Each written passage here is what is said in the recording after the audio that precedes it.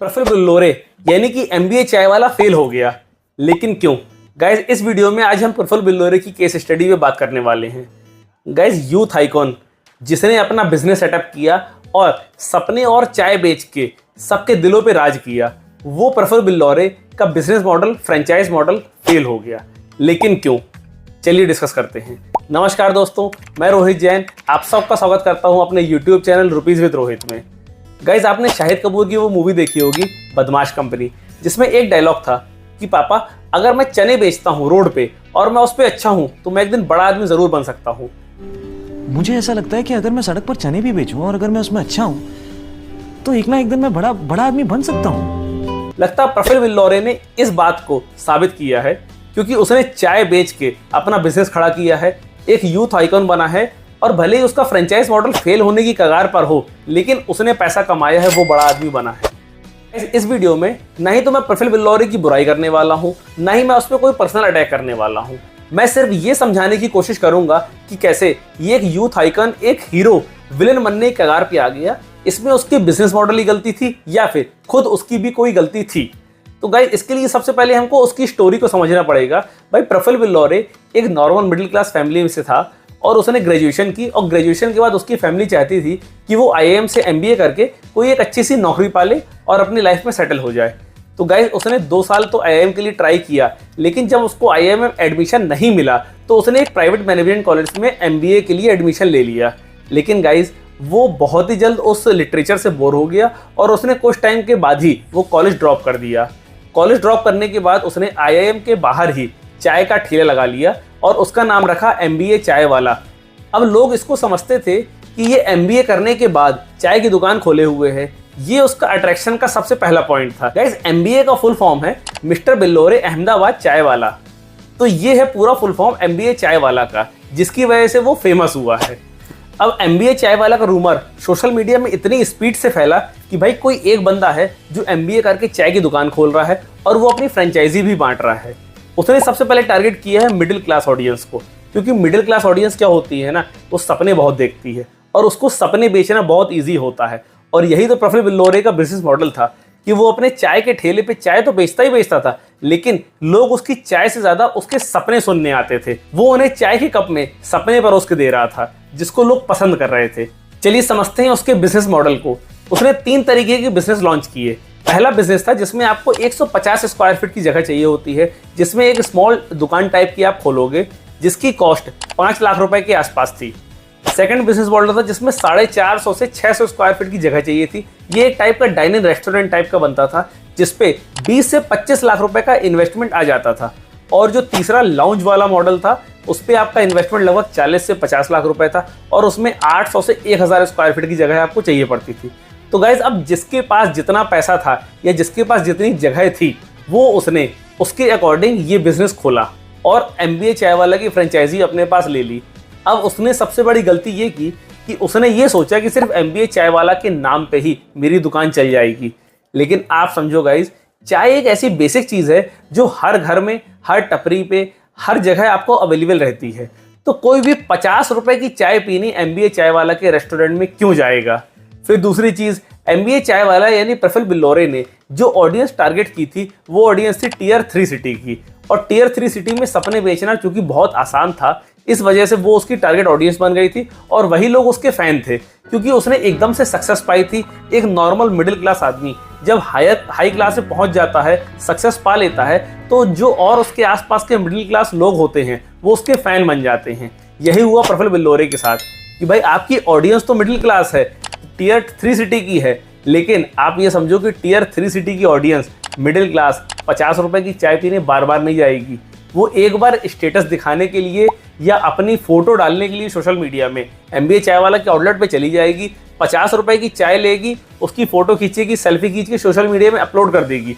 लेकिन जब वही चाय उसको बाहर 5 रुपए, 8 रुपए, 10 रुपए में मिल रही है, तो वो 50 रुपए की चाय पीने आपके स्टोर पे क्यों जाएगी? इस फेलियर का दूसरा सबसे बड़ा रीजन ये था कि चूंकि जब भी आप पिज्जा हट या मैकडॉनल्ड्स के बारे में सोचते हो तो आपको पिज्जा हट का पिज्जा, मैकडॉनल्ड्स का बर्गर दिखता है, लेकिन जब भी बात आती है एमबीए चाय वाला की तो आपको दिखता है प्रफुल्ल बिल्लोरे।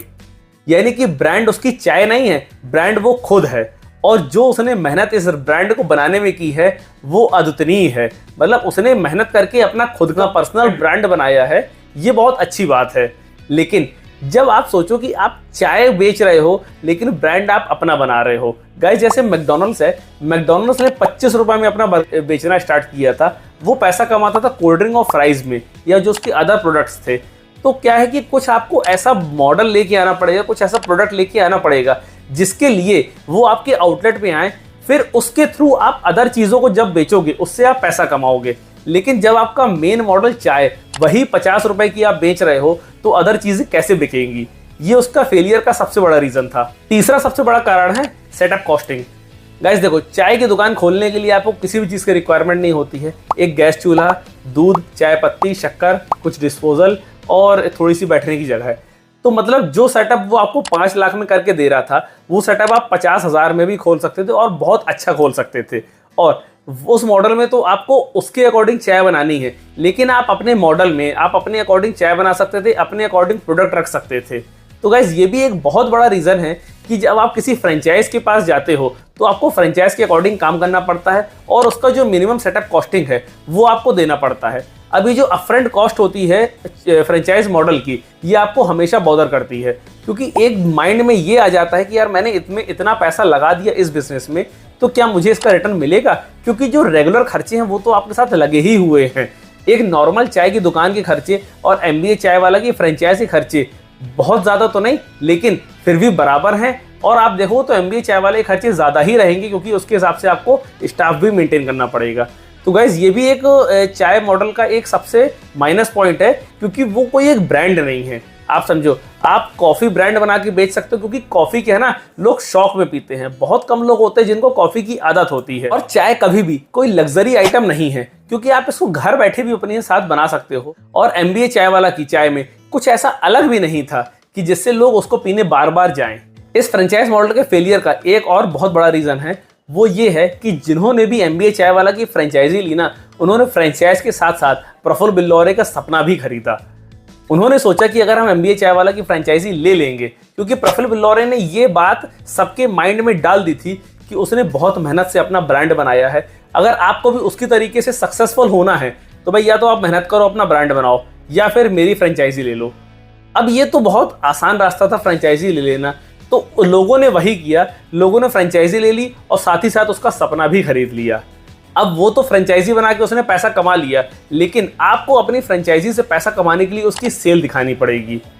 एक फेलियर का रीज़न ये भी है, जो फ्रेंचाइज मॉडल होते हैं उनके कुछ नॉर्म्स होते हैं, कुछ पॉलिसीज़ होती हैं। जैसे मैकडी है, डोमिनोज है, ये बड़े बड़े ब्रांड्स हैं, ये उन्हीं को फ्रेंचाइजी देते हैं जो उनको एक मिनिमम सेल प्रॉमिस कर सकते हैं।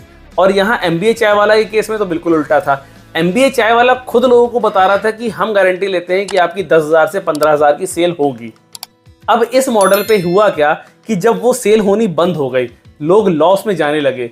तो भाई देखो, आदमी 2 महीने, 3 महीने, 4 महीने तो लॉस झेल लेगा, लेकिन उसके बाद वो लॉस झेलने की पोजीशन पे नहीं रहेगा। उसको भी लगेगा भाई मैंने पैसा लगाया है, ठीक है आपका ब्रांड बन गया, मैंने थोड़ा नाम कमा लिया, मेरी सोशल मीडिया फोटो आ गई, लेकिन एट द एंड मुझे भी तो पैसा कमाना है, मुझे भी तो पैसा चाहिए है। लेकिन गाइज नहीं, वो पैसा नहीं आया। वो पैसा नहीं आया क्योंकि वो सिर्फ सपने बिक रहे थे, वहाँ चाय नहीं बेची जा रही थी। तो गाइज इस वजह से ये मॉडल और भी फेल की तरफ जाता रहा और आज की पोजीशन ऐसी हो गई है कि कुछ आउटलेट तो चल रहे हैं, लेकिन मैक्सिमम आउटलेट बंद हो गए हैं या बंद होने की कगार पे खड़े हैं। बहुत सारे फ्रेंचाइज ओनर्स ने MBA चाय वाला के खिलाफ लीगल कंप्लेन फाइल की हुई है कि उसने हमको जो भी सेल प्रॉमिस की थी वो सेल हमारी नहीं आ रही और हमारा पैसा वापस करो। तो आपको क्या लगता है कि वो किसी भी लीगल मैटर में फंसने वाला है? बिल्कुल भी नहीं, क्योंकि MBA चाय वाला ने एक जो कॉन्ट्रैक्ट साइन किया था फ्रेंचाइज देते टाइम, उस पर ये क्लियरली लिखा है कि फ्रेंचाइजी के लॉस या प्रॉफिट से कंपनी को कुछ भी लेना देना नहीं है और कंपनी उसकी स्वयं जिम्मेदार होगी। ये पॉइंट तो गाइस लोगों ने नहीं पढ़ा होगा, जिसकी वजह से वो कंप्लेन फाइल कर रहे हैं। लेकिन इस पॉइंट की वजह से वो किसी भी लीगल फॉर्मेलिटीज से बाहर है।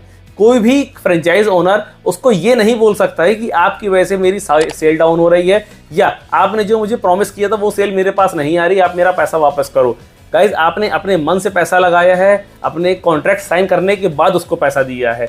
तो इस मॉडल से उसने तो पैसा कमा लिया है, लेकिन अब आपको पैसा कमाने के लिए इस पर और मेहनत करनी पड़ेगी, क्योंकि जगह आपके पास है। अगर आप उसकी फ्रेंचाइज अलग भी करते हो, फ्रेंचाइज अलग करने के बाद भी आप उस जगह को रेस्टोरेंट में कन्वर्ट कर सकते हो, जिससे कहीं ना कहीं आप अपना कुछ पैसा रिकवर कर सको। तो गाइज ये इस पूरी केस स्टडी में आपको क्या लगा कि MBA चाय वाला यानी प्रफुल्ल बिल्लौरे की क्या गलती है? गाइज मुझे तो सिर्फ एक ही गलती नजर आ रही है कि उसने जो सपने बेचे वो उसके खुद के सपने थे, जो उसने दूसरों को बेचने की कोशिश की है, और जिन लोगों ने उन सपनों को खरीदा है वो भी उसे प्रफुल्ल बिल्लौरे का सपना मान के ही खरीद रहे थे। उस पर उन्होंने अपना सपना ऐड नहीं किया है। अगर वो उसमें अपना सपना ऐड करते, वो अपना थोड़ा सा दिमाग लगाते और उस फ्रेंचाइज मॉडल को थोड़ा सा और अच्छी तरीके से चलाने की कोशिश करते, तो शायद आज ये नौबत नहीं आती। तो गाइज ये केस स्टडी आपको कैसी लगी है और इसके बारे में आप क्या सोचते हो कि आगे ये सक्सेस हो पाएगा या ये मॉडल पूरी तरीके से फ्लॉप हो जाएगा? मुझे कमेंट बॉक्स में ज़रूर बताइए। और अगर ऐसे ही और केस स्टडी आप सुनना चाहते हो, देखना चाहते हो, तो मेरे चैनल को सब्सक्राइब करो रुपीज़ विद रोहित। जय हिंद, जय फाइनेंस।